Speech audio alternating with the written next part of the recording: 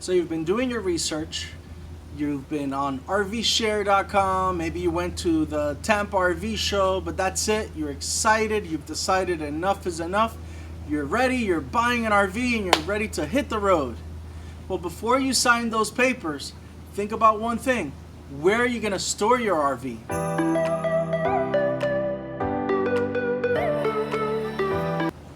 That could become very expensive if you're not prepared. If you don't have the space at home, RV storage can become very expensive depending on where you are in the country. I've seen it for as low as $48 a month somewhere in a yard, versus here in Miami, I've seen it as high as $300, $350, and that's if you could find the space. RVing's become so popular that there's waiting lists at storage facilities. So the best option, if you're lucky, is storing it at home. But there's a couple challenges with that too. One, do you have the space? Let's say you do have the space. Challenge number two, are you part of a homeowners association? A lot of homeowners associations don't like people having RVs in their yard. So those are a couple things you gotta look into. But now, for us, for example, we have the space, it's very tight, but now we have to do a couple upgrades to prepare for it, like laying down concrete. We have to redo the entrance, and that could start to get very expensive very quickly. Trust me, I learned that the hard way. You know, I'm pretty new at this, so forgive me, but I forgot to tell you, I'm Santi with Cruising with Georgie. So now that we got that out of the way, let's continue with the rest of the video. So let me share with you a couple mistakes I made. So first thing I did was, we had this driveway put in, right? The mistake I made was I had one guy working on the pavers and I was going to have someone else do the concrete, and they didn't know what each other were doing. So it turned out that they did the pavers were too high for the concrete, so I had to have the pavers guy come back in and rip it all out, which is what you see down here. And that kind of sucked. Kind of gave us a little bit of a bum feeling, right? But that's what happened. Now we're back on schedule again. We went ahead and we got the concrete laid down. Now this is 10 feet wide, but there's still some challenges, right? So great, I have 10 feet wide. You know, your trailer, your RV is usually, maybe 8.5. So yeah, there's a little feet there. But challenge number two is the gate. That gate is not wide enough. So now I gotta have a gate guy come in to open up the gate, change the style, and that's more money. So you can see this starts to get you in trouble very quickly. So planning is critical, okay? The other thing that we're a little concerned about, I was so focused on the width of the gate here that I didn't think about the height, okay?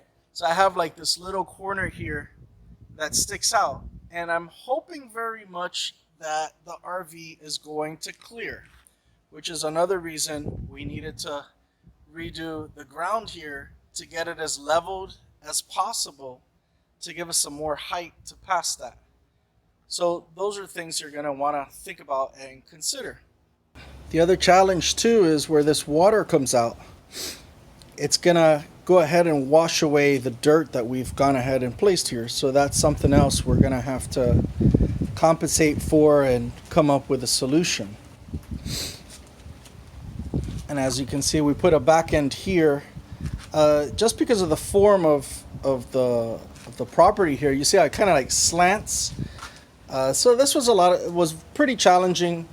You can see we got a bulldozer in here to take all the land and rocks out, all the grass and everything.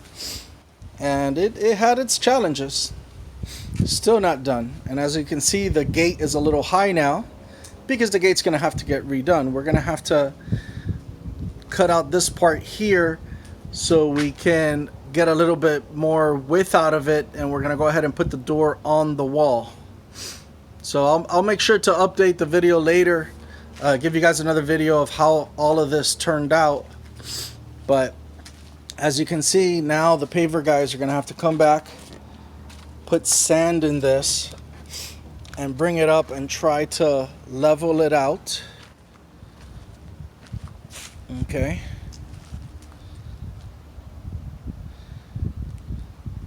And then hopefully this won't get in the way and the RV will be able to pass this little roof thing we got going on here. Also, make sure to make friends with your neighbor, because as you can see, it's not a lot of space in this road. So I'm gonna have to quickly become friends with the neighbors out front so I can, back in the RV from their driveway.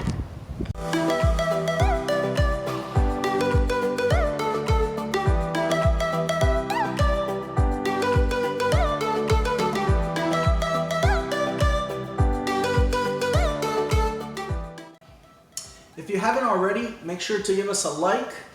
Also subscribe, hit the notification, so that way you can be notified of our new videos. We got a lot of things that we're going to be working on and coming out with. For example, explaining what this is for. Some people call this a dog bone. Regulator for the water. Let's not forget gloves are always important. So there's a lot of videos that we're going to be working on and bringing to you guys as we start to embark on this journey. Another thing that we're talking about putting in the yard for when we store the RV is its own power circuit, right? Keep it plugged in. I hear that that helps keep the batteries charged and everything. If you've done this or experienced that, leave me a comment below. I would love to hear from you. I am excited about getting into RVing, and I would just love to pick your brains. Anybody out there that wants to share their experience with us. So that's it. Till we catch you on the next video. Be safe on the road.